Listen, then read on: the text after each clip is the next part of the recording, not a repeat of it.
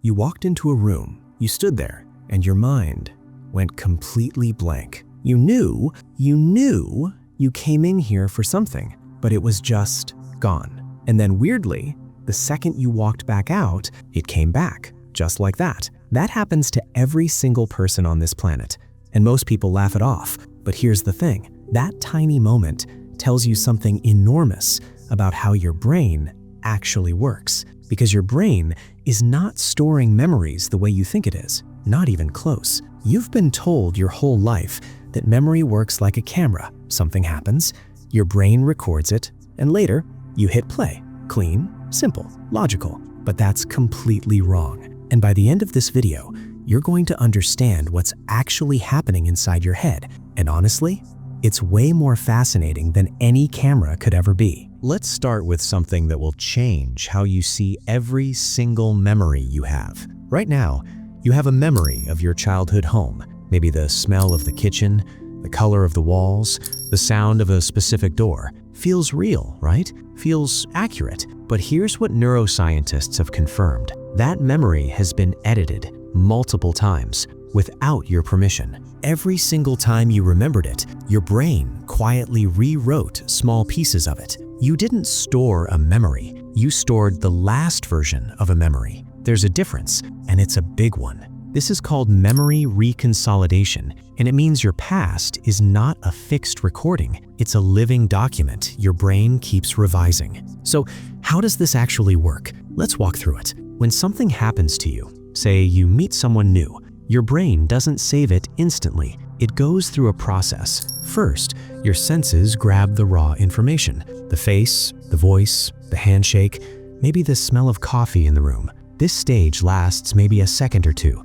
Almost everything gets dropped right here. What survives moves into your working memory. Think of this like your brain's desk. Small, messy, temporary. It holds maybe 4 to 7 pieces of information at once. If you don't do something with that information, if nothing meaningful happens, it falls off the desk and disappears forever. But if something emotional happens, if that person says something surprising, funny, or important, your amygdala, the brain's emotional alarm system, fires a signal. And that signal basically tells your hippocampus, hey, this one matters, keep it. The hippocampus then acts like a router, tagging the memory and sending fragments of it out to different areas of your cortex for long-term storage. Here's the wild part. The memory doesn't live in one place. The face goes one place. The voice goes another. The emotion attached to it goes somewhere else. Your brain stores it like a scattered puzzle. And when you remember that person later, your brain is actually reassembling the puzzle from those scattered pieces. Every time you remember, you're rebuilding. And while you're sleeping tonight, something extraordinary is happening. Your brain is running a background process you never consciously approved. During deep sleep, specifically during REM, your hippocampus replays the day's experiences to your cortex again and again at high speed. It's basically compressing files, moving memories from short-term to long-term, deciding what stays and what gets permanently deleted. Research has shown that people who sleep after learning something new perform dramatically better on recall tests than those who stayed awake. We're not talking a small difference. We're talking significantly better. Across multiple studies, sleep isn't rest for your memory. Sleep is memory. If you're pulling an all-nighter before an exam, you're not studying harder. You're actively sabotaging the storage process. And this doesn't just apply to facts. It applies to skills, to emotions, to decision-making. Every night, your brain is editing your mental library. Some memories get strengthened, some get quietly archived, and some, the ones your brain decided weren't worth the energy, get erased without you ever knowing they existed. Now, you might think forgetting is a failure, a glitch, something to be embarrassed about. It's not. Forgetting is a feature. If your brain kept every sensation, every sound, every flicker of light you've ever experienced, you'd be completely non-functional. You wouldn't be able to make a single decision because you'd be drowning in irrelevant data. Forgetting is your brain's compression algorithm.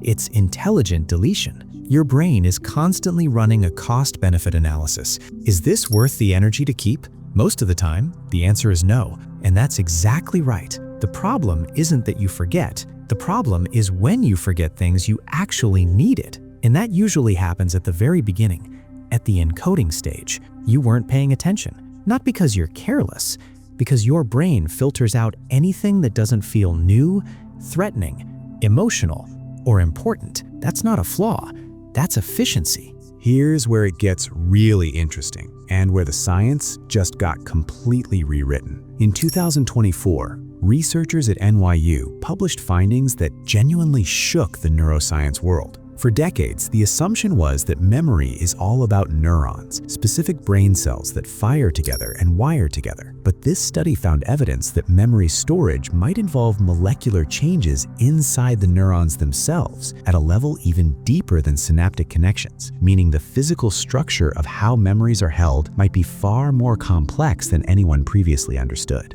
And at Trinity College Dublin, scientists identified specific engram cells, tiny clusters of neurons that hold individual memories, and show that the connections between these cells across different brain regions are literally what a memory is. When those connections are reactivated, you remember. When they weaken, the memory fades. This isn't metaphor. This is the actual physical architecture of your past. Your memories are not files, they are networks. And just like any network, they can be strengthened, they can degrade, and under the right conditions, they can be rebuilt. So what does any of this mean for you, practically? First, sleep is non-negotiable if memory matters to you, not optional, not something to catch up on over the weekend.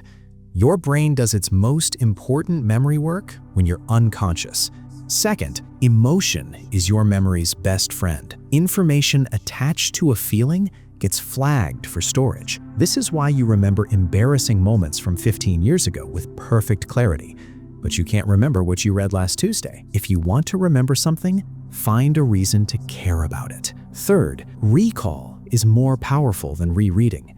Every time you actively pull a memory back out, you strengthen the neural network it lives on. Rereading your notes gives you the illusion of knowing. Testing yourself builds the actual structure. There's a massive difference. Your brain isn't a hard drive. It isn't a camera. It's something far more strange and far more remarkable than either of those things. It's a living system that builds your reality from fragments, edits your past without asking, and works its hardest to serve you while you sleep. And that room you walked into and forgot why? Your brain was just mid-process. It hadn't finished building the thought yet. Give it a second. It almost always comes back. Now, what's a memory from your life that still feels completely vivid, even though it happened years ago? Drop it in the comments, because the fact that it survived, that specific one, out of billions of moments, says something real about who you are.